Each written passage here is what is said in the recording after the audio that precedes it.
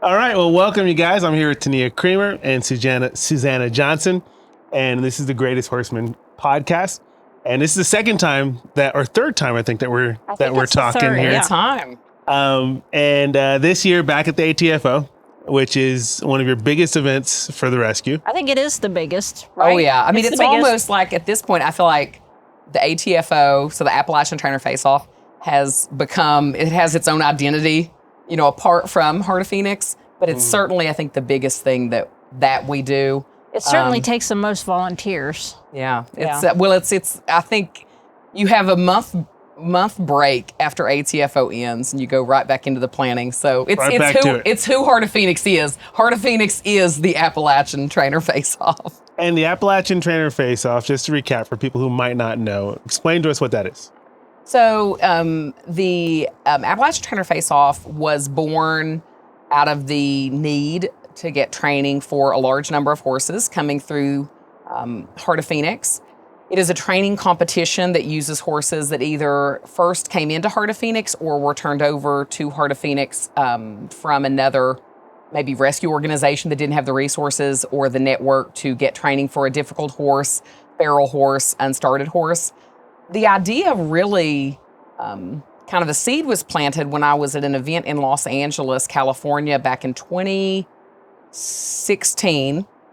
And at the time we were dealing with all of these feral horses on strip mines in West Virginia and Kentucky. The numbers were in the thousands. Wow. And they were kind of gumming up the works because we'd get them and then there would be nobody who was qualified to take them on. And so how are we going to help these horses? What can we do? And I heard about trainer challenges in a conference there. Sure. So I came back and I said, there's no reason we can't create something like this. And I remember sitting around the table and we were hashing out the name and somehow, I'm big on the word Appalachia. If they say it right. I'm very Appalachie. And You so told I me said, throw an apple at you. throw an Appalachia. Yeah. So, we had the name, and the first year, it started out with four adult trainers, 4 youth trainers, and so that was 2017. So essentially, a training competition. Was that the bonus edition year 2 that Raven was in? No, that was later. But so what happened is it evolved into competition. Evolved a lot. Yeah, competition horses, multiple divisions, in-hand youth training with horses, then just in-hand with adult trainers with young horses, outlaw division 365 where they have them for a year. So there's, it's grown so much just to meet the needs. Essentially, it is here to meet the needs of the horses that come into the rescue. And so how it looks does change a little bit depending on what kind of horses are coming into the rescue or what kind of need is out there nationally with other organizations, like what kind of horses are coming through, how can the ATFO shift to meet the needs of the horses, Sometimes we chuck out something that doesn't work, like the youth division with the babies didn't work real great. Right, yeah. So that's, it sounds like over the years, it's kind of evolved, like you're saying, like a lot, which is pretty cool because you said the first one started out with four adult participants, trainers, four adult trainers, and then now look we've at had you. to pare it down. I mean, so yeah, I think I we had a mentioned year where it was too big. Yeah, in 2021 we had 75 horses and over 50 trainers. It was crazy. It worked and we made it work, but we're like, we cannot do this again. We lost that year because you can grow to the point that you can't even keep up with what you're doing, and that's not what we wanted to do. So we dialed it back in. But from 4 trainers to around almost 60 trainers in 2021. So when it got that big, like what was the bottleneck? What was the thing that was like, this is too much? This is what's... The individualized story of the horse was lost. Yeah. There wasn't enough time to connect with how did this horse get here? Okay. And what's the story of the trainer and the horse? It was too much. Even I felt like I couldn't keep up with what's important about this team. Well, and Gotcha. here Too the many days teams. drug on too long too. It overwhelmed the interest of the people because it just drug on so long. People were trying to adopt, but they couldn't keep track of the horses that were adoptable. Sure. And if somebody asked me, what would you suggest? Here's my situation. I'm an approved adopter. Here's what I'm looking for. I couldn't get a hold of the horses in my mind to share with them a good list because there were so many horses. But again, it ran well. I mean, that year ran smoothly, but I knew the kind of the elements that were important to us were lost. And that's the story of the horse. I don't ever want us to be so big that Susanna or I can't get a hold of how did this horse get here? Yeah. What brought this horse here? It was somebody was like, what's their backstory? I'm like, I don't even know. And again, like, we saw that we could do it. I was impressed with the team. The team made it work. 75 horses, it worked. But when we sat down at the end of it, I was like, I just didn't feel like quite what we want to do again. Well, and the volunteers were absolutely worn out. They were really worn out. Stephanie was worn out. I was worn out because I was talking that whole time. My gosh, and trying to keep the phone cool. It was awful. There's a growth aspect of it, but it's also important, like the quality of everything. Right. Making sure you talk about like the horses' stories. So I know that the community aspect is something that's so huge here. It is, yeah. It's just so cool, even just seeing, the people in this community online and how they interact and cheer each other on and supporting one another with the work that they're doing and with training the horses and helping each other out. I saw that Adam's horse lost to Baby Tooth, and I saw somebody jump right in and go, I have a side pull, blah, blah, blah, or whatever it was. You one can of the borrow. Other trainers, yeah. One of the other trainers. Love that. Well, and I think it's always like that. To that, I think one of the parts that every year I walk away from that I'm proud of is the connections made. And how can you make connections if you can't keep up with who's there? Sure. I love like that the judges create networking opportunities, like they've been on the podcast and Sure. Through the years that's happened with different judges, but it's easier because the judges, there's 4 to 6 judges, right? Yeah. You can keep up with the judges. Sure. But I want that with the trainers. And so many of these trainers have become friends through this event, and they collaborate and they do things and help each other out year round. So you get so big that you lose that, and then at what cost do you grow? And so that's, we want to be as big as we can while keeping the essential elements that are important to us. And so around 50 horses is manageable. That's where it landed this year, around 50. And that includes non-competition horses that are what we call showcase horses. So that's a manageable number. And we've hovered around that, around 35 competition horses, around 50 horses in the event. And that we can keep up with. Gotcha. And so you mentioned that the ATFO was really born out of trying to meet a need for the horses, right? Getting them in hands that can help to develop these horses. Tell me a little bit more for people who don't know, like what does that process look like? Like what's the difference between a trainer who's fostering the horse, the adoption like what does that look like? Right. So the ATFO almost these days runs year round because we've turned it into the element of what we call the 365 division. So that kind of what we used to have is for you have Slate. Yep. And it's different. It's outside of the ATFO, but a lot of the things we learned through working with trainers in the early days of the Appalachian Trainer Faceoff kind of apply when somebody's not competing. The elements that are there, we tend to screen the trainers the same. Usually trainers set an adoption fee and the trainer receives at least 50% of that adoption fee. Heart of Phoenix tends to cover the vet costs. The trainers tend to cover the general care costs. Sure. And it depends on if a trainer reaches out and says, hey, I can give you a training spot, but you'd need to cover farrier and help with grain, depending on the talent of the trainer and the need of the horse, it's flexible. We try not to draw real hard lines. That doesn't usually help anybody or horses. Well, like Makes Nelson sense. has Mick Swagger right now, and he said, hey, listen, Mick Swagger? Yeah, Mick Swagger.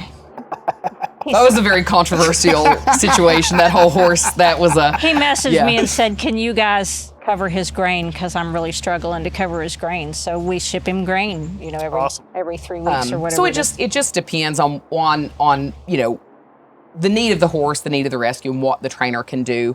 But if you're talking about just the competition, running through, they'll submit an application, And, we look at it hard too. We look at it there hard. There are some trainers that turn it in and just think it's a formality. We mean it. When we ask you those questions, we're chasing those answers. Well, and just because we've worked with you once doesn't mean we will again. Sometimes you scream well and we see in practical application it's not a fit.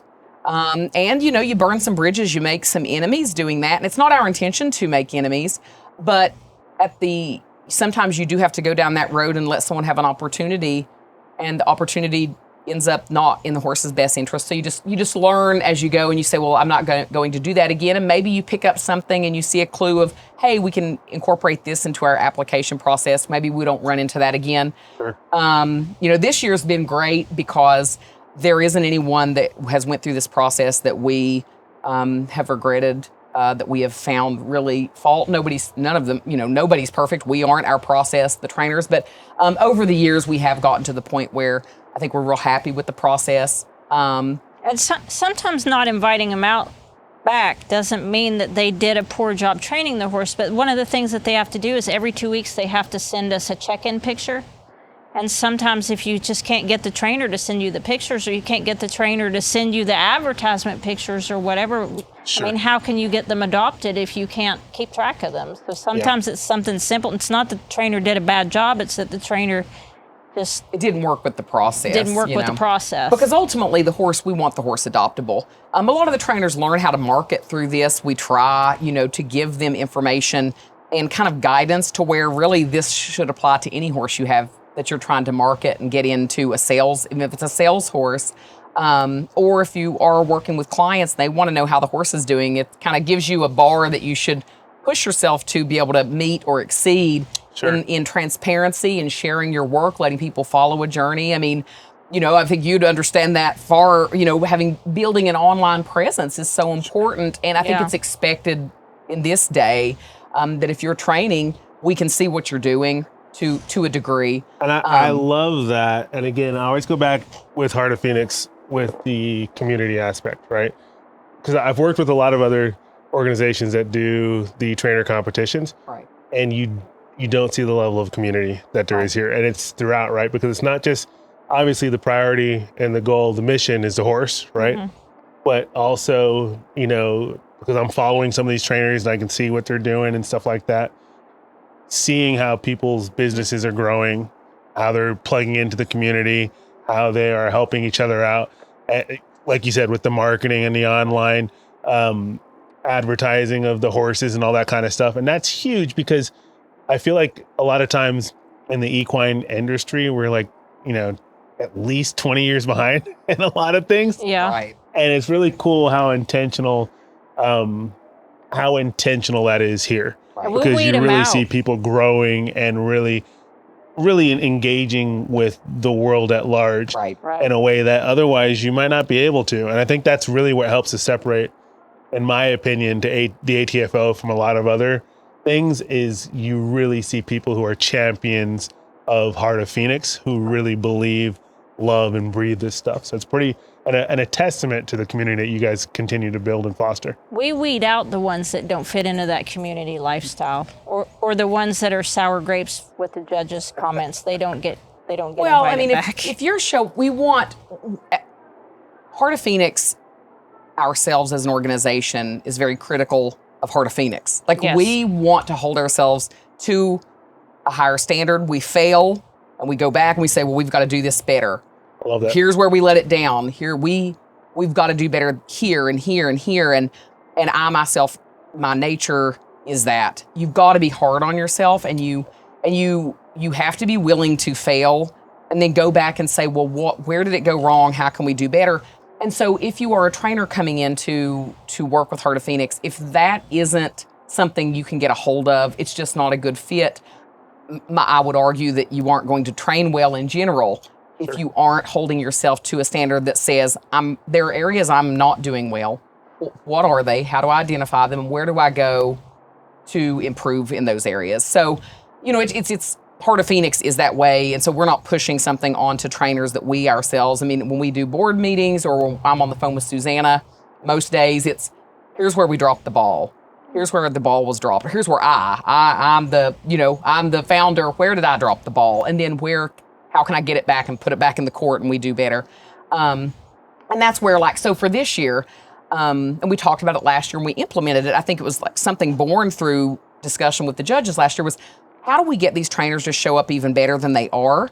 And so we implemented the coaching aspect. So this year, previous judges that weren't coming, showing up as judges this year, or people that we felt were at that caliber, we asked them if we could assign them a certain number of trainers that they would mentor or coach through the ATFO, and the trainers would submit videos at least 3 times to the competition, where then they would get feedback, very in-depth feedback from previous judges or, that kind of caliber of person to go through and say, here's where you're doing well, but here's where you're struggling. Sure.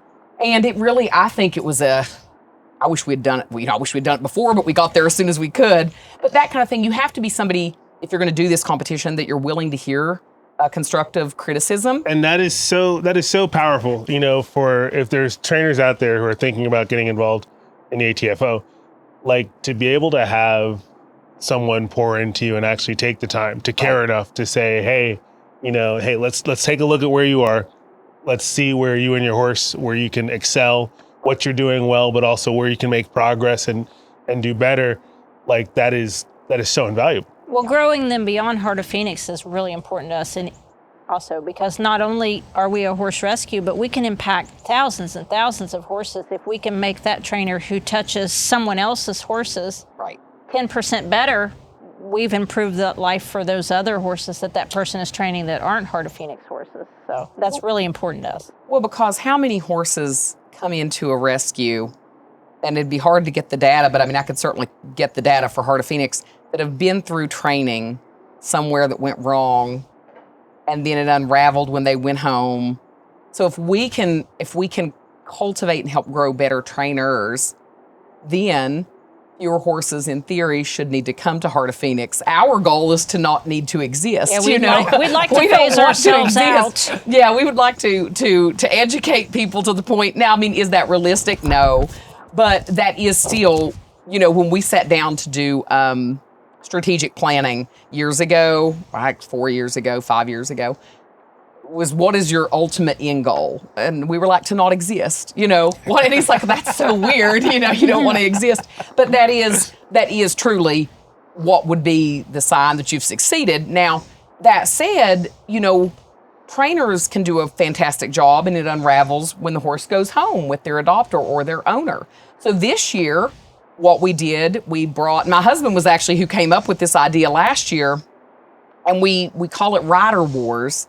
So it's, how do you make better riders? Because horses, a trainer, you can cultivate and pour into your trainer, and you should, your trainer team, but then the horse is ready to go, and the horse goes home and it's disappointed with the person who gets on it at home, and then the horse unravels. So Rider Wars was how do you educate the people that are taking these horses home, or that maybe they're not adopting, but they have horses, or maybe one day they could be an adopter. Okay. So this is a new part of the competition this year, is riders have gone through this 110-day process as well. They've had mentors, they've had coaches, they've had online quizzes. So for clarity, these are riders who have adopted horses, is that right? Not necessarily. Not necessarily. Okay. Just riders that want to be better riders. Okay. Just anybody who said, I would like to be a better rider. Maybe I'll adopt one day.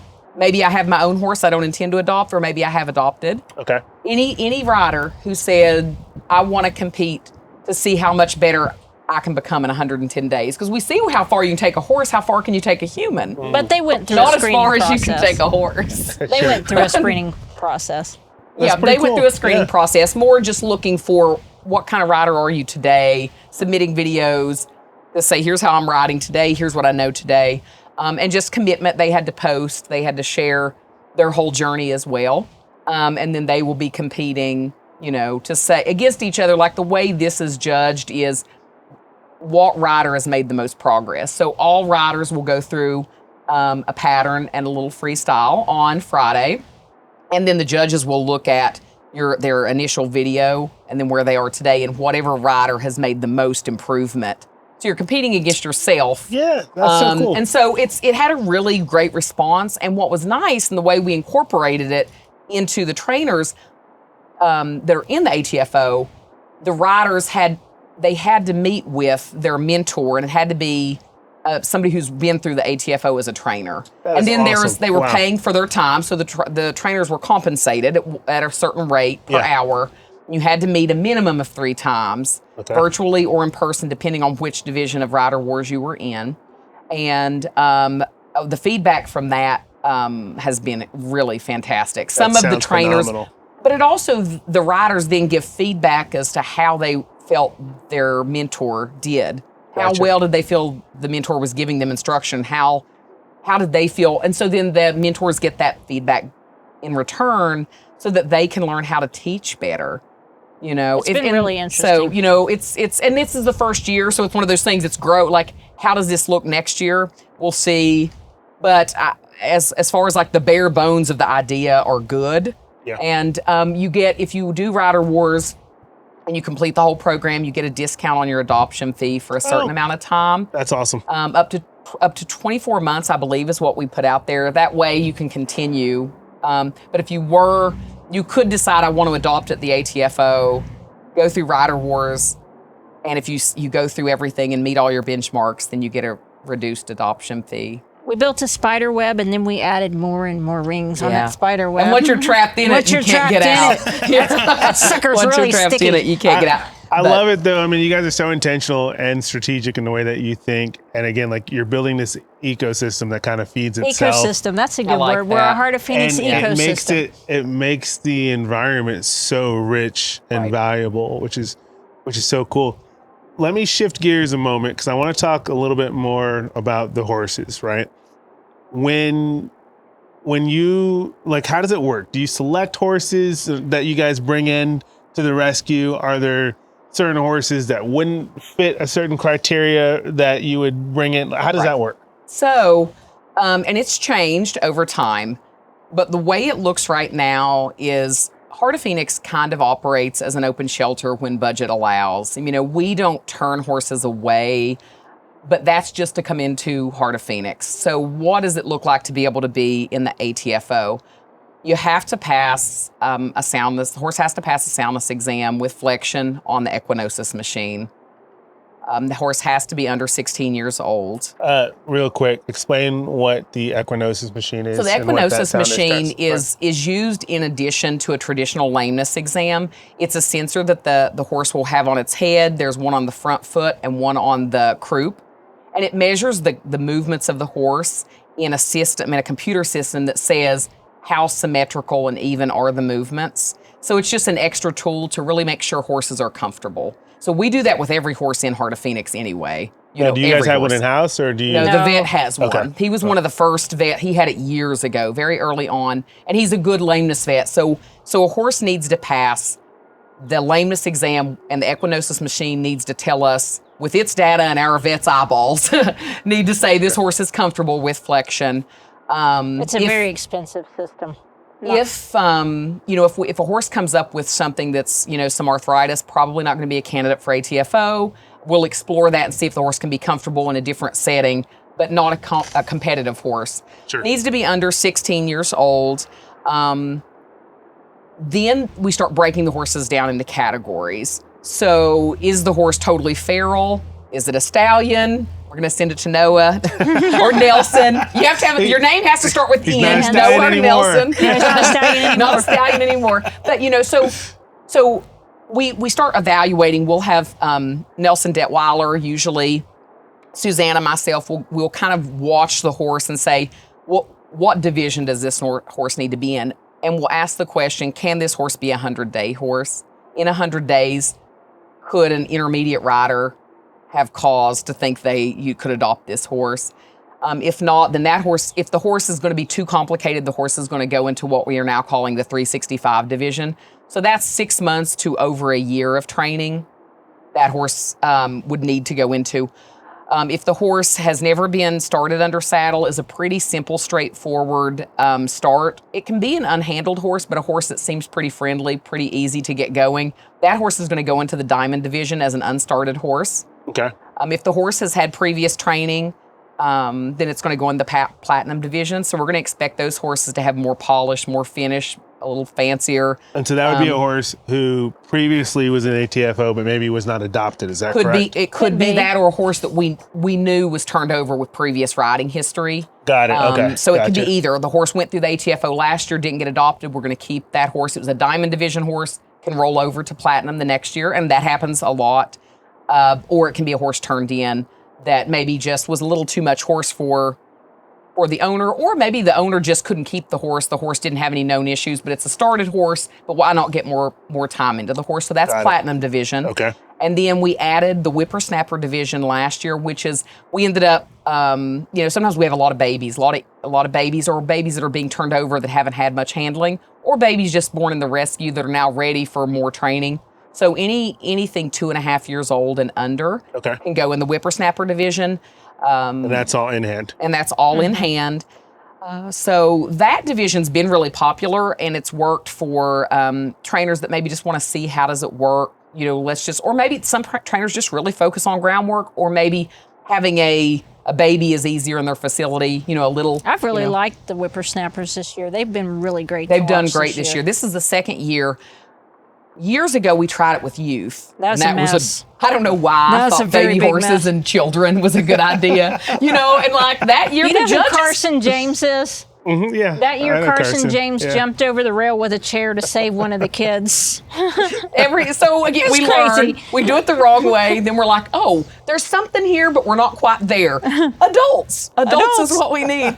But the funny thing that year, like Patrick King and the judges were like, we really like the babies, but maybe not with children. And I was like, maybe not with children. Why do you even do that anyway? Because when adopters call and they're like, I want to adopt a baby for my 9-year-old, we're like, no. Why do we do that? It was like somewhere our brains turned off. We just, I don't know. It really is a terrible idea. People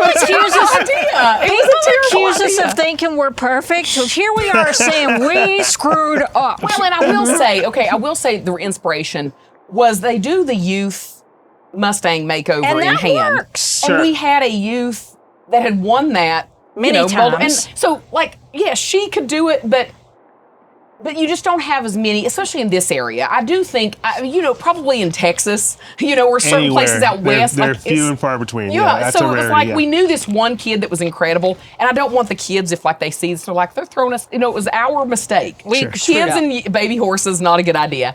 And also, I usually don't castrate colts until they're a year old. Sure. Some people do it young. Some people protest that. But I like to do them when they're older. And we don't adopt them out until they're castrated, but they're in the organization. And so the one that Carson James did have to hop over, he had just realized he was a little boy horse. He was like, oh, I see today I'm a stallion. Oh my. So he had lots of incidences all around the facility. It wasn't just in that ring. It was it made for some funny photos. And now today we have adults with baby horses, and it's fine. He was really attracted to somebody who was doing the fun shows, Mare, and that didn't go from real last well. year. He was our reserve champion in Diamond. Right, was it? Okay. Diamond. Yeah, and he was the little strip mine baby. We'd had him since he was 2 weeks old. His mother was hit and had her leg broken out on strip mine. He had been hit by a car or an ATV and went through months of rehab, me wrapping his legs. But he was a bucket baby. He was a bottle or bucket fed baby. He was Mulligan's first bucket baby, and that was a So he had a lot of sass for many reasons. But, so as it is now, we have the 365 division, for horses that need far over 100 days, Diamond for uncomplicated traditional starts, Platinum for horses for more polish that were already under saddle, Whippersnappers for adult trainers that really want to focus on in-hand for young horses. Okay. Then we have the Showcase division, which is non-competitive. So that's where some horses that maybe weren't picked for the ATFO, they can roll over, and sometimes trainers will take a second horse. Okay. They are able to set the fee for that horse. They do not go through the approved adoption auction. They just have a set fee. They can be adopted before the event. Maybe it's a horse that's on Equiox. Maybe it's a horse that's 18 or 19, so it doesn't fit the competitive, Sometimes it's a really short horse. Because you can't get any of the ATFO trainers to little pick like those. ponies, like we had a Hackney pony this year, just she was too little. Maybe, or like donkeys can be in there. Adam has a showcase. The driving division next, so. Listen, We've talked about it. But driving can go really poorly sometimes in shows. Well, and I know you drive. Have you ever seen it go really poorly at a show? It can. Well, let me tell you. We had it happen here go one really. We had it go down here, right where we're sitting, right down here. They unhitched a horse, and they'd never unhitched him with his blinkers off before, but down Well, here you're they not decided supposed would to. be the first Well, time. and they were trying to do it fast because it was during the freestyle. Okay. And they wanted to unhitch and then ride. And this was a powerful horse. Yeah. Sure. And they didn't get him unhitched, and he took off during the live stream back in 2019. Took off down here, and he made it to that gate and jumped it and pulled the buggy over it. Ooh. Oh, it was On a wild. volunteer. Gracious. On a volunteer. Yeah. It was, So again, now now we don't let people stand down there. So So a lot of lessons a lot of learned. lessons learned. A lot of lessons, and honestly, but if you're doing something that you've made up, I mean, you're going to have to learn lessons. If you've made up the thing, you're going to have to learn the lesson. Absolutely. Well, I'm also hearing there's there's the ins and outs, specifics of things. You live and you learn, right? Right. And it's trial and error, right? right. What about because you guys have been doing this for a long time and it's evolved a lot. What about strategically? What are some things that you have seen over your evolution that you're like, man, I wish we had implemented that sooner, or I wish we had started this sooner? Well, to me, the coach feedback is the most important. Seeing that now, the rider wars. We're not sure why we didn't think of that years ago. I don't either, but I mean those two things. I know we've already talked about those, but they really, I've said it so many times this year. It just pops through. I wish we had been cultivating good riders sooner, and I wish we'd been giving the trainers more feedback instead of letting them go that 100 days and just show up. Yes, you've screened them, but how are we empowering them during the 100 days? Yes, we were available if they asked for help, but so those two things I think really stand out. Not to say that we didn't send them help, because in past years we've sent them help when they've been like, "Listen, I'm really stuck." When they had already met a real big roadblock. Yeah. Gotcha. We've sent Nelson across multiple states to go help trainers during the event, but every single trainer could use help. So I wish we'd done that sooner. The other thing is, I really regret putting horses that were too hard in it and trying to make 100 days work. And we never expected them to be adoptable. So that was always known. We always would say, we understand this horse isn't going to be adoptable at 100 days. But why? I think what it did is, Adam could come in here with a 100-day horse that isn't adoptable and make the horse look like it was ready to go. And it made it look like you can take horses further than you really can. Yes, somebody at the upper echelon, what they can do, but it's not replicable to the public. And I almost feel like that created a standard that was not real, what you could do here in 110 really high pressure days as a really talented trainer. So now we've done away with that and moved it to the 365. And we were real aware this year when we were going through the horses, asking that question, do we think this horse could be adopted in 100 days fairly? And if the answer is no, then their horse is not going in this event. There will be a 365 candidate. I wish we had always done that. I do think there are pros and cons. It got horses training that we would have otherwise have had in that couldn't have had the care they need because, that's a big thing for us is not holding a horse unable to receive care. Right. And so you're talking about pulling, these feral stallions that have been banned stallions off strip mines. I don't want the horse to wait for a year and not receive what it needs. Or if an emergency happens, how do you get these things done? So, some of it was necessity, but I still, I do wish we had been able to get there sooner and just say, hey, this horse can't be in a 100-day competition because in 100 days, it's not going to be adoptable. Well, so to what end are we doing this? And it made adopters mad, too, because they would see Adam win on one of those hard guys and be like, why can't I adopt it? It was perfect down here. And we're like, because you don't run like that. Well, we had Patrick Sullivan, and it did create a little controversy, but I think it created an ability to talk about it. Yeah. Patrick Sullivan, he has Gamila Unbridled, wonderful, lovely. He and his wife, they are down in Texas in Collinsville. And he competed in 2023, I believe, on a really aggressive, next to Slate, probably the more aggressive of the stallions we've had come in, Feral and beautiful, like Slate. He was beautiful, really pretty, also. Pasofino cross. But he competed, rode him around, bridleless, bareback, beautiful stuff. But he's like, Tania, I can't do this if you're going to make him adoptable. This horse cannot be adopted. And I was like, you have no worries. We will not.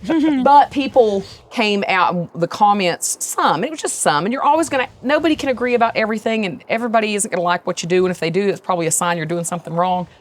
But people were like, how can he win on a horse that can't be adopted? How can that be a winner? And I'm like, well, what he can do with the horse is what won, what he and the horse do together. That's the question. It's not whether somebody else, but then, the goal would be these horses that are winning are adoptable at the event. So it's just more like rethinking how do we make that work. And so the 365. Also too, it sounds like the progress is what you're looking at, right? Mm-hmm. Right. So if he's able to take that horse, it's an exceptional case, right? Mm-hmm. Right.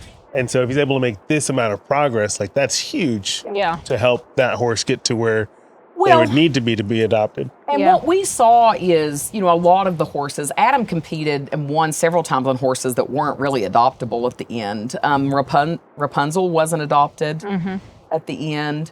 And then Guinness wasn't adoptable at the end. I think there was one more. There were several horses that won that just the horses were, which I think that's its whole conversation, of the talent of the trainer and what the horse and the partnership you can create with that horse, but it doesn't necessarily transfer over to someone else. And that there is this skill set deficit in America, maybe worldwide. I haven't traveled the world, so I can't speak, but there is a horsemanship deficit. There is, and if you have a horse that is always going to be an upper level horse, and I think we talked about this with Slate, and I don't know, to me, with my last interaction and seeing the horse, I can't imagine this being the average person's horse. Now, maybe you get him there in time.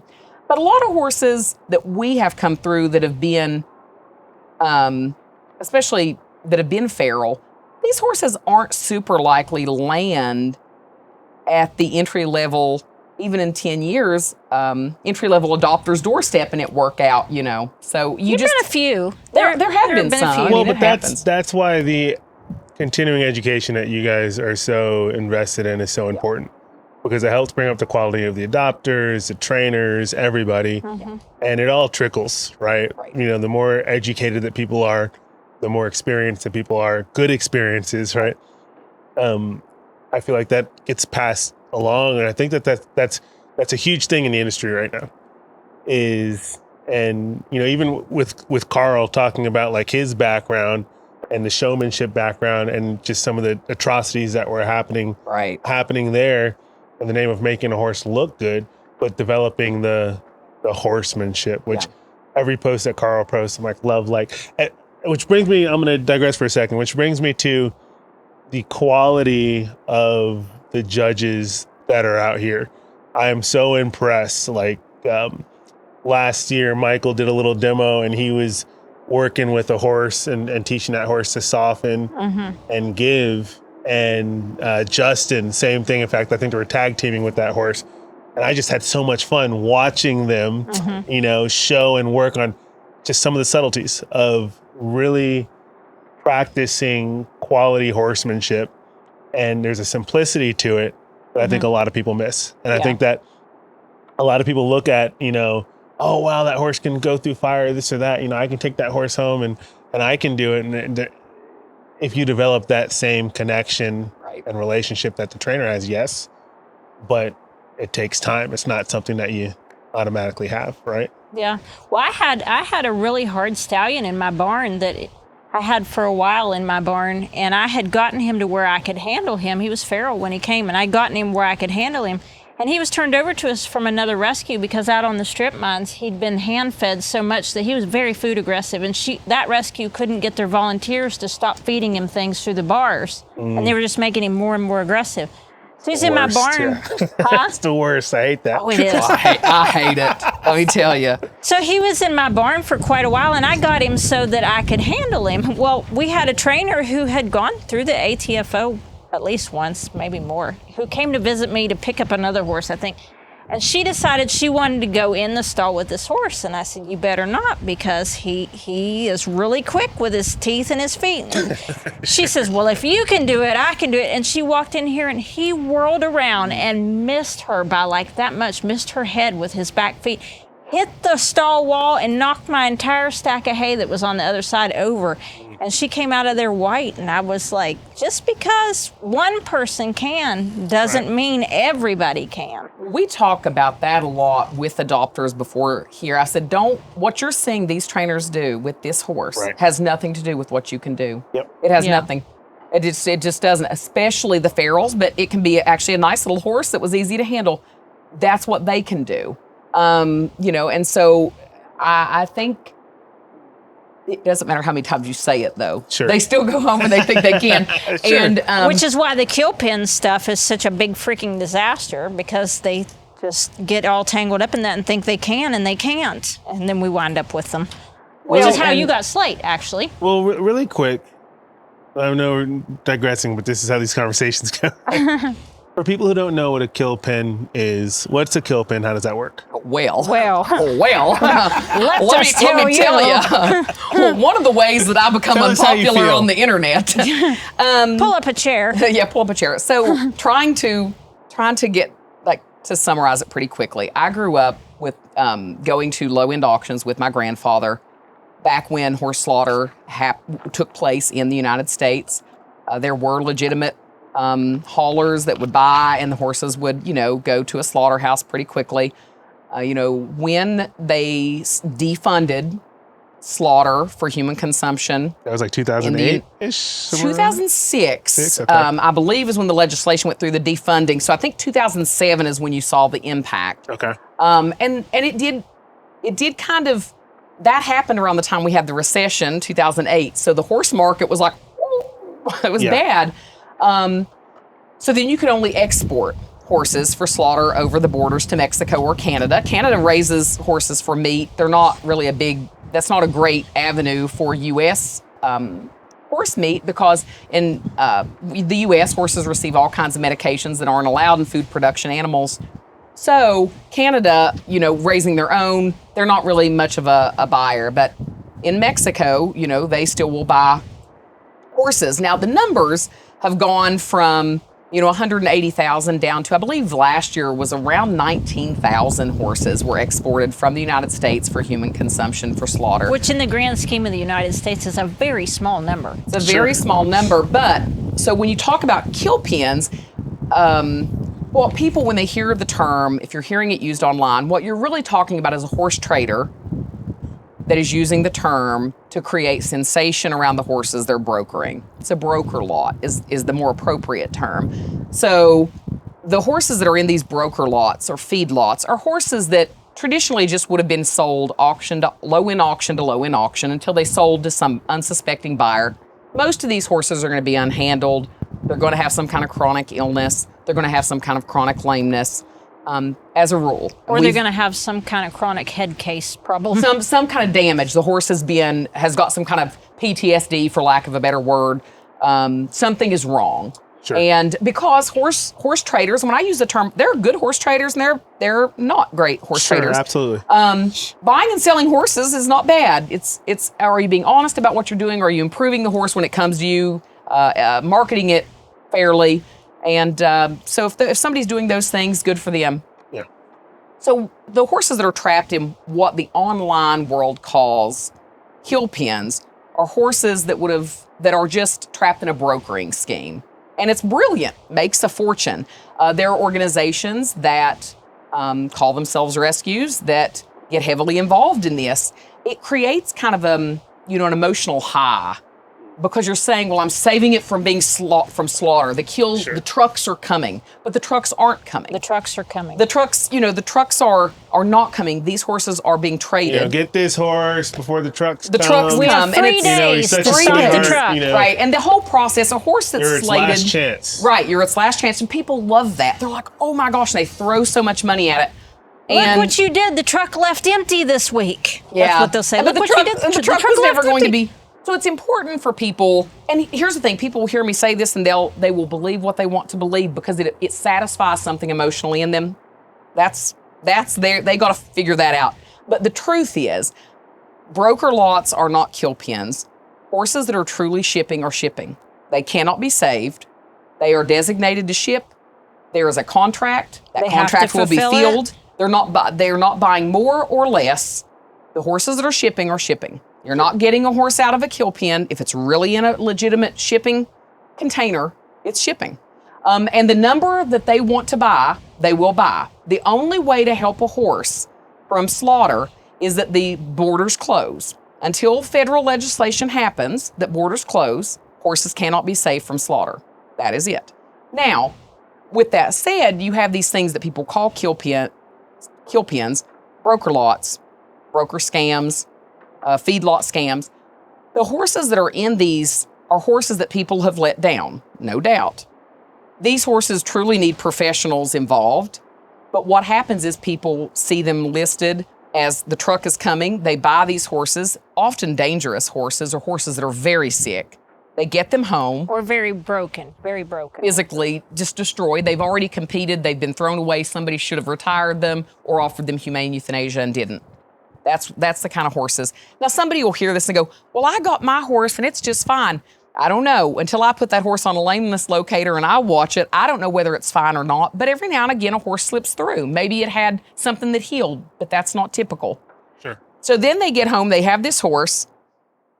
Things start unraveling. It's not healthy. It's not safe. They don't get it home. First, they send it to a quarantine place. Right, and where more money's made. And more money's made. And then sometimes that makes a big mess. And we've gotten several that have accidentally left the quarantine place and wound up in a not good place. And so that's a big mess. Well, and so and to clarify, Heart of Phoenix has nothing to do with these. We will not. Yeah. What happens is horses will end up with people, and then this is behind them. And we hear that story after. So somebody reaches out to turn a horse over, and then they say, well, I saved it from a kill pen. Well, you didn't. You didn't save it, for one. Until you've secured the horse's future, it isn't saved. You purchased it from a trader in a broker lot. You couldn't give the horse what it needed. Now you're reaching out to us for help, and we will help when we can.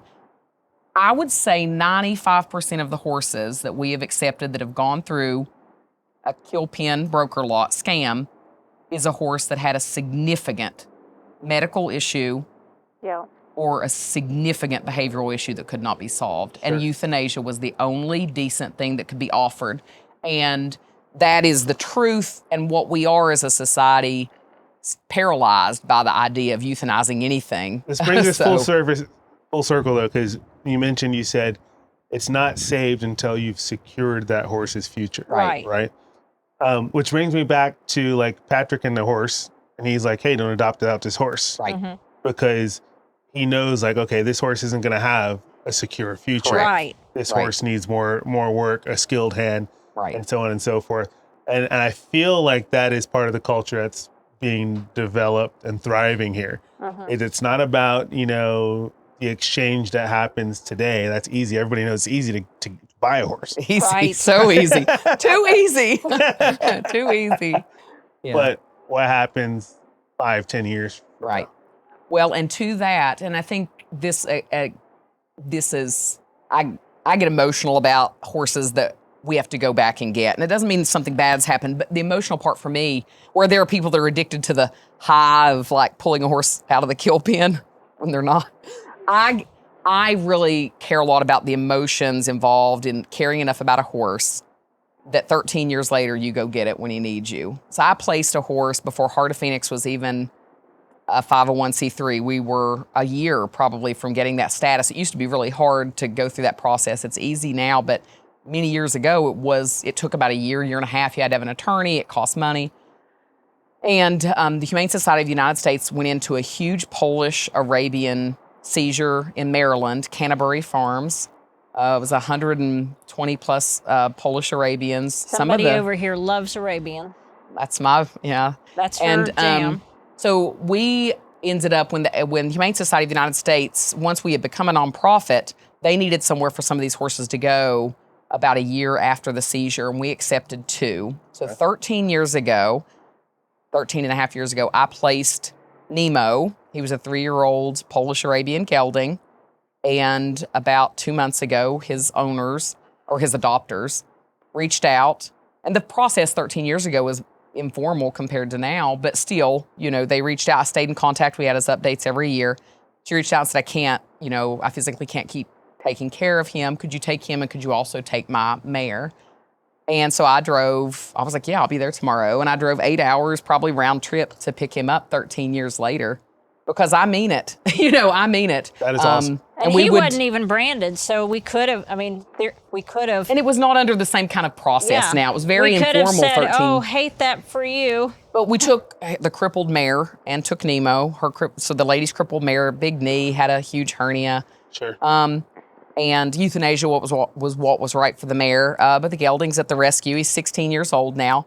And that's not, we've done it many times. Like that's, and will we always be blessed enough to be able to do it? I hope so. I hope when I can't, somebody is a guardian of those horses. And, however many years go by, I think we're very fortunate that 13, 14 years have passed and we still are here and we still can. And you can never be sure what will happen 5, 10 years, but it is our intention and our culture that if we placed a horse and it ever needs us, then we're going to go get it.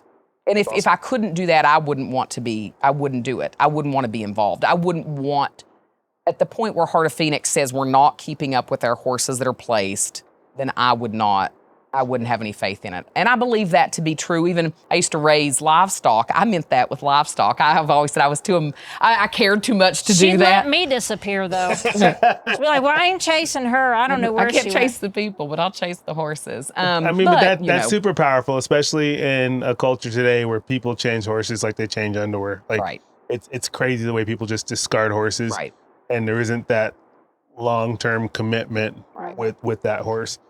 And you're hearing more and more about people talking about that. Like, hey, like you chose this horse, and don't just send it down the road to this auction or try to sell it on Craigslist for pennies on a dollar to get rid of it, because who knows where that horse is going to end up. And it's a huge commitment to say that every horse that passes through here, we're gonna follow you and we're here for you no matter what. But there's another part of that too, that lady took care of that horse for how many years? 13. 13. That is incredible. Yeah. And that she provided him a great home. And then when she was in a place where she needed help, that you guys are right there to be there and even take that other mare. That's incredible. Well, and I think we care about the people who've taken care of the horses. And even if it's not been one of our horses, we really try to prioritize people who reach out that love their horses, that have had something happen where they can't keep them and they're looking for something safe, because we don't want to be fanatics about things. Things happen. People make mistakes. People lose their jobs. They get sick. Yep. Things happen, and we want to be able to be there when something happens. If you've been a good owner or a good adopter, but even if we've never seen the horse before and you call Susanna because she mans the phone and she gets the call, and this lady's 72 and her husband's died and they've had these horses 18 years. And maybe euthanasia would be right because the horses are now 28 and 26 and the horses don't get around great. But maybe she can't make that decision because she just lost her husband, and we're going to be candid and talk her through it, but she just can't do it. Yeah. To know that we will come and be kind and compassionate and get the horses and do whatever it is that is the next right step. And not throw her under the bus. Right. That's important to us. And I think kind of to that end where people are talking about being responsible for your horses, I think it is also why trainers work with us, because, it is disheartening to train a horse and send it down the road. I know it has to be, to know that when the person takes the horse, regardless, yeah. It's hard. Rips a hole in your heart. It has to. It kills you. And I think what these trainers have found is, as you work in horse training, the bulk of your life, you're going to be sending horses down the road and not know what happens, because you're hired to train the horse and you have no power over what happens next. If they're a client, they take that horse and who knows. And I've heard the stories from young and old trainers, how they this horse, and they saw it later, and here's how it's unraveled, and it's been, I use that all the time. Like, to me, that's what happens to a horse from the time it leaves the upper echelon. It's unraveling, and I don't want them to, and I want to find a way to keep them raveled. But I think for Heart of Phoenix partnering trainers, the fact you can reach out and Heart of Phoenix has the horse's back, and you can say, hey, how's so-and-so doing that I trained 6 years ago at ATFO, and I can tell you. Yeah. That I can tell you, and the horse is fed. Give me 15 minutes and I'll send you a picture. Hang on. Right. So cool. And it's hard to be able to do that, and it keeps me awake at night, because there are nights. I have laid awake at night and said, I can't. It is a heavy weight. It's a heavy weight, but sometimes when someone calls and says this one had to be put to sleep because it had a life-threatening colic or whatever, she's like, well, I don't have to worry about that one anymore. And I've said that exact thing to Susanna. I'm like, Multiple times. he was in a good home, and now that's one when I go to sleep, I know nothing bad will ever happen. Jesus will take care of that one, but every single horse that I've placed, that we think about them. Like they are little weights, big heavy weights on our heads, and it is something you're walking around carrying. And we message each other and be like, when's the last time we heard from blah, blah, blah, blah, blah? Oh, well, 2 months ago here. Well, why didn't you send me that? Yeah, I didn't know. I was like, that one was on my mind today. I want to, and we have a database and we have a team, but we're not always, you can only do so much yourself every day. So like maybe the teams had the updates and I hadn't asked. Sure. And I don't get into the air table, because that's not for me. You can muck that up really bad. Yeah, I stay out of the air table. So maybe I don't know. Thank you, Jesus, that Tinia stays out of the air table. Because also I'll get in there and get an idea, and then I'll start implementing something, and they're like, "What have you done?" And I'm like, "Well, I just, I had this idea." You've just erased 2 columns. Yeah. So so we want people to know, donors to know, supporters to know that the horses are on our mind. But I know that the horses are on the trainers' minds. But in order to keep training and not just fold up, you have to let it go. But if you work with Heart of Phoenix at some point during your training, there are at least some horses you've worked with that you can rest in the fact that we've got their back, and you can check back, and we're going to be able to tell you. And I think that's why the trainers keep working with us, the good trainers, because that means a lot to know that one horse I trained that year, I know where that horse is. And I know if something happens, maybe we'll even cross paths again, because Heart of Phoenix may have the horse come back in a few years and it needs the tune-up. And and as best we can do, it's not going to be some kind of tragic thing. And I won't tell you, even in our adoption processes, as much as we screen, things happen, and there are horses I've placed and I'm like, I wish that's not what had happened. Yeah. And sometimes it goes and then the horse comes back and I'll say, I wanted that one back anyway to do better this time. I wanted a second chance to place that horse better, Circling back to your fella in the kill pin stuff, Slate that you have was a kill pin thing, that he was pretty. So he caught someone's attention and they said, well, I'll bail him out and I'll send him to... He came out of the buoy kill pin, is that correct? Buoy, yeah. Okay. And I'll send him to a trainer and then he will be my dressage horse. So made all these really quick, so decisions. people know. So Slate is a horse that I'm fostering from Heart of Phoenix right now. Yeah. And he came from Texas. He came from Texas. Go ahead and walk us through that really quick. He came from Texas, and he got bailed, and he did his quarantine by the lady who wanted him for a beautiful dressage horse. She liked the way he moved in the buoy video that they did. And so she contacted a Mustang trainer in Kentucky, a pretty skilled Mustang trainer, and said, I'd like to pay you to get him started for me. And when the trainer had him 30 days, she said, I'm going to need you to leave him more. And she said, well, I expected you to have him ready for me by now. And I'm not paying for any more. In 30 days. I'm not paying for any more. Well, he had gone after this Mustang trainer and tried to bite them, tried to kick them, been super aggressive, as he was. A real sweetie. A real sweetie. And she's like, if you can't leave him at least 90 and maybe more, I can't help you. Well, she's like, well, I'm just not coming to get him. And just abandoned him there at that Mustang. Unfortunately, that was an ethical person. She could have loaded him up and shipped him down the road. And she's like, I don't want him to wind up in anybody else's hands knowing his history. And so he lived with her for, I can't remember how long. But what happened was she went to a chiropractor. She was a young person, went to a chiropractor, and they adjusted her neck, and she had a stroke. And Oh my so goodness. she contacted us and she's like, listen, I went to the chiropractor. They adjusted my neck. I've had a stroke. I've got this dangerous horse who's just been living his best life on my property, but I don't know what my future is going to hold. And I want him to be somewhere safe. And I know that you've got this huge network. Can y'all see what you can do for him? Well, I mean, and she essentially, as best I remember, said, I mean, if you all can't, I mean, I think euthanasia is the only thing. Yeah. She's like, what else? If Yeah. you all can't help him. And we've heard that many times, Yeah. but we go out there. Buddy, she was telling the truth. That was a rough. We go hard out work. there and, you know, we've never sent Nelson anywhere that he didn't have a horse haltered in, you know, a day. A day. And Nelson's like, I might be able to push it, but I think we better not. Yeah. You know, and so and you know, for those who you know, I know we've probably told this story when we brought him down to you, and I know you know the background because I called you that day. Sure. We were going to have him castrated because we thought, well, if you get the testosterone out of him, that might help. After Nelson had him maybe 2 weeks or so. And got him so he could walk out in the round pen, catch him and halter him and lead him around, load him in the trailer. He was being nice for Nelson.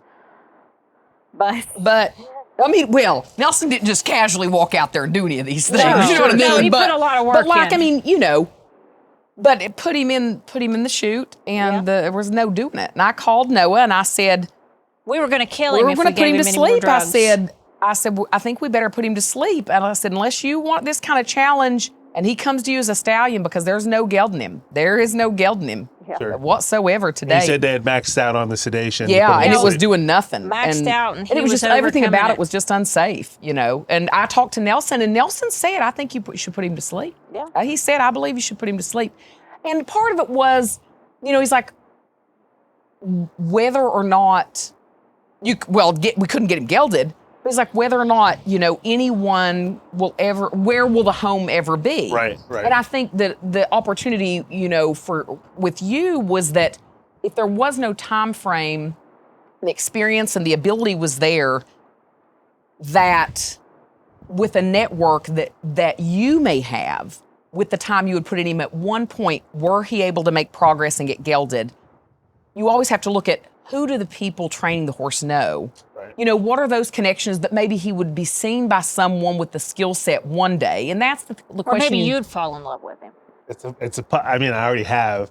So, No, I tell you, no, we are not big. We are big on not getting our trainers to adopt the horses, because then how can we send the trainer another horse? But we would let you. Yeah. But the thing with him is, though, and one of the things that we use as kind of our weighting system is, has the horse made any progress and retained it? And when Nelson drove up with him at Morgan's house, before he saw the veterinarian, he was so pleasant. The horse was so pleasant with Nelson and so nicely handled. And I thought, gosh, this isn't going to be hard to do it at all. And even when we put him in the chute, he was fine in the chute. He was very, very pleasant. And I could be near him, and he was still very pleasant. But as soon as the veterinarian walked through the door, I don't know if he smelled her or what it was. Man, the man killer came out, and I was like, oh, Well, and shit. you have to consider, is this horse going to kill someone someday? 100%. And if you feel like Right. that, You have and to, we yeah. have put horses to sleep. Well, I'll tell you, we went through this just recently. It was a horse that had gone through the ATFO, started last year, and she'd been turned over to us, came from a kill pin scam. Sure. An organization took her, and then they couldn't handle her. She was dangerous, and they turned her over to us. And she was very aggressive, but she had a foal taken off of her. So, you know, we look at that, and same thing with like Slate. You know, he has his testicles, so that's a thing, you know. But this mare was really aggressive, very willing to fight, really willing to face you and strike and go after you. And we've dealt with, you know, 1,500, 1,800 probably horses, and 1,500 probably have come through the rescue, and a lot of tough horses. So, I mean, we have a good gauge. It's like, you're not going to scare us off, but like, you know, you learn, how is this likely to go? So this mare came back to us. The trainer wasn't able to compete with her last year, so she came back to us, and she appeared to have dropped a lot of the aggression, but she still had nothing for people. Continued to work with her. Didn't really seem to make a lot of progress and keep it. Really had nothing for people. And I, in the vein of, you know, making mistakes and being real candid about mistakes, we just turned her out in the field, And we kind of rounded her up and took her to have some evaluation stuff done with Patrick King, because I said at this point, like, I really feel like we've done a lot with her. She has a lot of stuff behind her. I don't see a lot of progress, and I want to see, should we put her into the ATFO? So he messed with her over the course of 2.5 days. Really didn't see anything in those days. She was good. Didn't really show up the next day like when he would come out, like retaining a whole lot. Sure. But so we had Nelson come out to do a clinic, and Nelson did so much with her, and she was doing so well. We let different people that came out to learn do some things with her under his supervision. She was very pleasant. Being very pleasant. She was being very good. See, we had seen enough out of her to know what was in there. She was being so good. And I said, well, okay, let's update all of her vet stuff and let's put her in ATFO again. Let's let her go through again. And Nelson stayed to help us with vetting stuff, and went in there to get her, and she went after the vet. And our vet's a horseman. I mean, he's a horseman. He was a horseman before he was ever a veterinarian. Went in, man, she went after him, striking, biting, and veterinarians must have a smell. Flipped the switch, and then it continued that whole day. Sure. And just something was uncorked is the best I can say. But here's the thing that then the weight again on me was, I let people go in and do work with her under supervision of a trainer. Right. And that could have been one of them. And had it not been a savvy horseman that walked in, she'd have killed somebody. Yeah, could have been bad. And so it's like in the vein of giving horses chances, and it's not, I don't know whether it was genetic with her or things happened in the past, and you have to be content to just say, I won't get to know, but I can't let, it's hard, I can't let a person get killed. No, eyes wide open. But also when I know what the horse could do. Right. But also, I mean, there has to come a point where they have to be safely vetted too. You can't just say, oh, they're good with everybody but the veterinarian, you'll kill him. Or the farrier. And that is a huge marker of, like, you use the word retention. Mm-hmm. Because when a horse goes to a veterinarian, it doesn't matter how good the veterinarian is. There's so many great veterinarians out there. But there is an energy there that just horses, they're like, oh my goodness, Yeah. And what happens is, a lot of times if horses, are just going in and getting vetted, and it's not intentional, they're not being prepared for it and all that kind of stuff, it can get to where that becomes a bad thing for horses. There's so many horses who, like, they hate to go to the vet. They're perfectly fine everywhere else, but they step out and they're not happy. You mentioned about Nelson being like, this horse is going to need some time, right? And that was my concern about taking Slate to the vet. I let him know that they had maxed out on sedation, so he had a heads up on that. And then I was very curious to see how he was going to do. And I know we didn't show the procedure, right? But when Scott went in there. And Scott's actually the only, since he's been at my place, he's the only person to touch him other than me. Right. And he let Scott rub on him. Oh, that's fantastic. He put the needle in there. Yeah. Nothing. Like, man, you're like the school nurse over here. Right. Well, and the way a horse's adrenaline can override everything is an incredible thing. And if somebody hasn't seen it, then you just haven't seen it. And I hope you don't have to. But it's powerful stuff. But it's powerful. And we have a national crisis with too few veterinarians anyway. Too few going in to become large animal vets. Yep. There's a huge rate of veterinary suicide. Can't be killing them. You're right. I can't be the reason something's happening to them. And I just can't. To them either. It's not fair to be. It's not fair. And it's not fair to farriers either. Yeah. Farriers certainly don't get paid enough to have their head kicked off. They've got kids at home. Especially they have to feed. Especially if you find a good one that'll come consistently. Like, don't run them off. I'm not going to contribute to your life expectancy being lower or your ability to have future children or any of the So those are things like behavioral euthanasia is something we believe in. But we do want to make sure it's the right call. Now, can you ever be 100%? You're always going to say, well, if I'd have tried one more time, but what if that one more time is where you kill somebody? And so that's with Mara, with that mare, that was the question. My attempt to try, even though my gut said one thing and my experience level's enough that my gut should be a fair guide, not that we had done enough, and I still went ahead And we are fortunate that it was the vet that walked in, a solid horseman, but it was just, you can keep pushing the envelope and then something really bad happens. And it's something you have to be willing to make decisions and be able to just rest with it. Yeah. And that is something that, I don't know that we're terrific at resting with it. we don't, we kind of beat ourselves we'll make the up. decision. We'll talk about them. I Yeah. mean, 10 years later, there are decisions I'll mull over, but that's how you get something better. It's how you do better. So kind of in that whole vein of you do have to be willing to question yourself. This could be such a popular podcast. Your followers' comments are going to be like, me. No, but I mean, kill pins are real. We're willing to talk about the hard things and do the hard things, and and I think it plays a role into what we've been able to accomplish. Whether it makes somebody super popular, that's something else. But Well, and that's part of horsemanship. There is the allure and the fantasy of horsemanship that people from the outside who aren't really in I the call trenches. it black stallion syndrome. There Or you washing go, yeah, rainbows. yeah. We call it washing rainbows.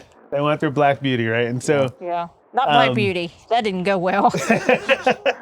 but the idea here is a lot of people see the rainbows and all that stuff, right? Sparkles. But there is the ugly behind it, and you can't have your cake and eat it too. Right.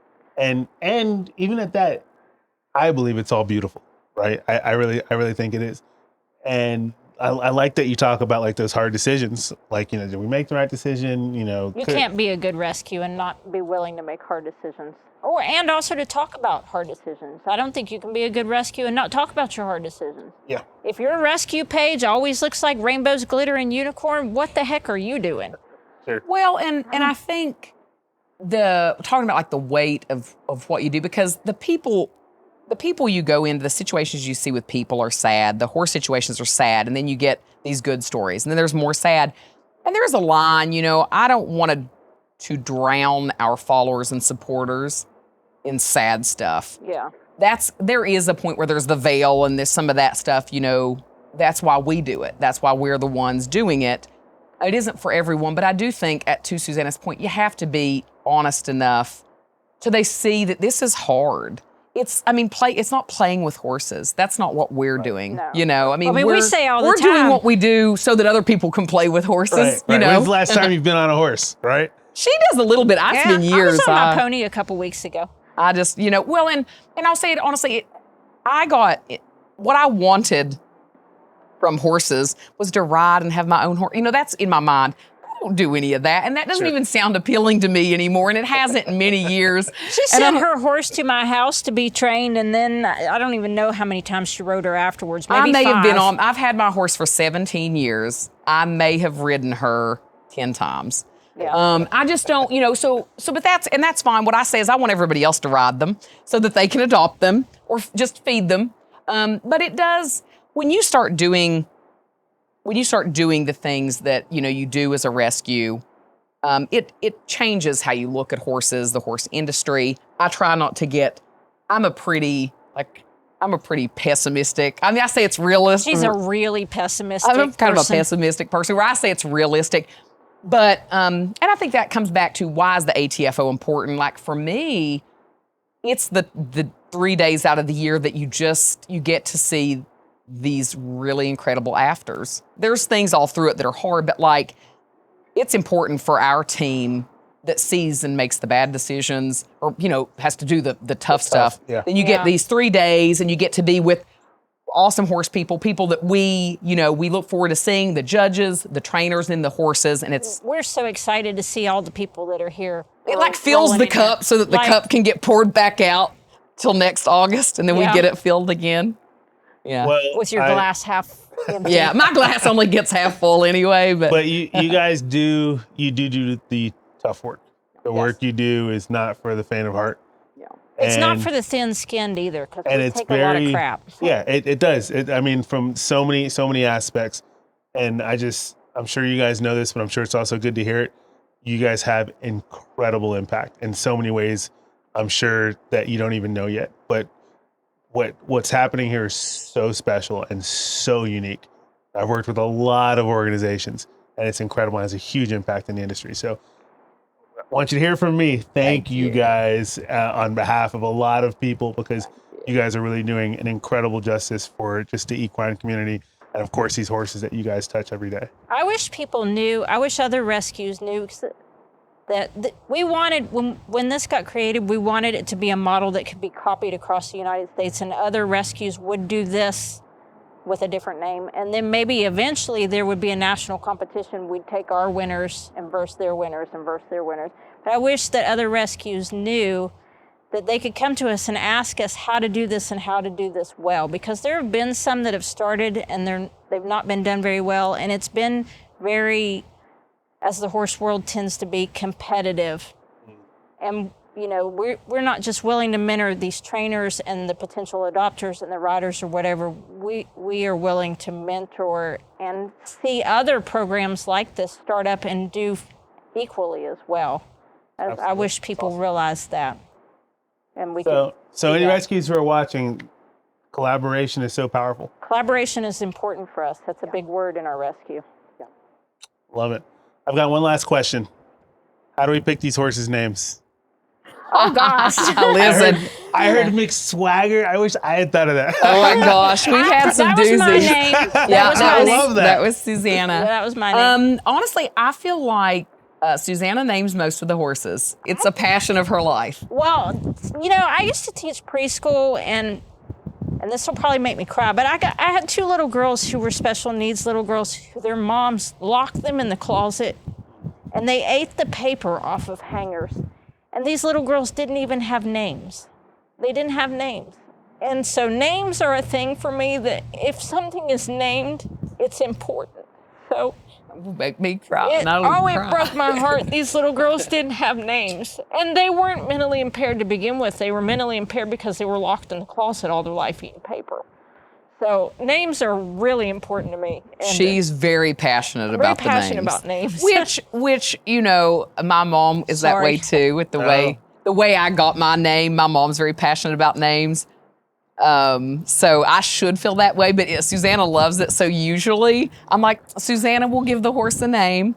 Every now and again, one kind of beckons to me, and I'll throw one out. But there are volunteers, and I'm like, this one hasn't named one in a while. Let's let him name one. And then like sometimes I'm like, why don't we let him name them?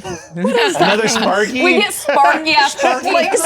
Another Lightning. Oh, yeah. We have a list in this group that we keep on Facebook, and there's probably 1,000 names in there. And sometimes we'll go in there, and all the volunteers contribute to that. And we'll be like, okay, well, this one hadn't named one in a while. Let's use their name. And they're not in the rescue an hour that somebody is beating on the door. What's this horse's name? I want them named file. First of all, I can't create a file if they don't have a name. I can't make a file. Yeah, and I'm like, honey, you just name it whatever you want, you know. But those little girls, man, that's stuck with me ever since I was a preschool teacher, that if you don't have a name, you're not important. I will say to end, once we give the horse a name, and the horse gets adopted, and the adopter gives it another name, we ignore that. That's crazy. We ignore it. You can't keep up we anyway. Refuse. I do the same thing. We refuse. We call the horse. We ask for the updates by our name. Yeah. And I know if adopters hear this, they're going to be like, oh, you know, but I will not. I just ignore the fact they get another name. We proceed with the name we've given the horse. But it makes it harder to track anyway. How are we going to track them if they've got some other name? I get it. I do the same thing. It's not even intentional. For me, it's just like the first name that I know that horse by. That's the name. I know that horse by forever. So yeah. And our caretakers at the main facility, half the time they don't even hear and they just give them their own names. And I'm like, who are you talking about? And they're like, who is that? Well, that's what I call it, and that's it, you know. But we had a trainer do that once. We sent a horse to them with a name, and they started calling it some completely unrandom name, and I've changed his name, and I'm like, no, you're not changing his name. That's his name. So just so you know, the names aren't casually given. Yeah. If I decide to name one, I took it very seriously. Susanna always takes it very seriously. Yeah. And Nelson we really named Slate.